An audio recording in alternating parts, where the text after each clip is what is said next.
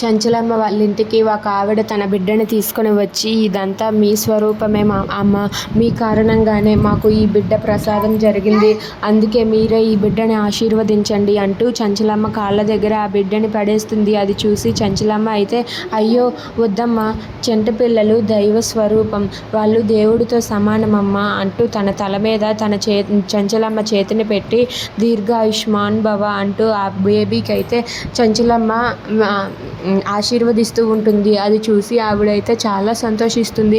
ఇక ఆ చంటి బిడ్డ ఉండటంతో వాళ్ళ ఇంట్లో గొడవలన్నీ పూర్తయిపోయాయని, వాళ్ళ ఇంట్లో ఎలాంటి గొడవలు లేవని, వాళ్ళందరూ కలిసే ఉంటున్నారని ఆమె చెబుతుంది. అది వినగానే సింధూర అయితే, విన్నారా అండి అంటూ చంటితో అంటుంది, మనకి కూడా ఒక చంటి బిడ్డ ఉంటే మీకు అత్తమ్మకి ఉన్న మనస్పర్ధలు తొలగిపోతాయి కదా అని చెప్పి చంచలమ్మ అంటూ ఉంటుంది. అది వినగానే అక్కడ ఉన్న చంటి అలా చూస్తూ ఉంటాడు.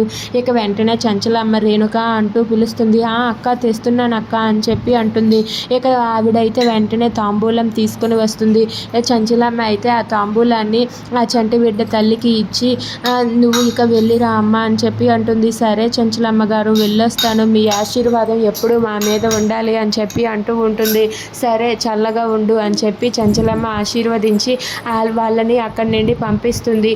అలా వాళ్ళని అయితే పంపించడంతో అక్కడ ఉన్న సింధూర అయితే చాలా సంతోషిస్తుంది. అత్తమ్మ చాలా మందికి చాలా మంచి చేస్తారు, అత్తమ్మ ఎప్పుడూ కూడా సంతోషంగా ఉండాలి అని చెప్పి సింధూర అనుకుంటూ ఉంటుంది. అలా వాళ్ళైతే ఆ చంటి బిడ్డను చూసి చాలా సంతోషిస్తారు. If you like this video, please like, share and subscribe friends. Thanks for watching.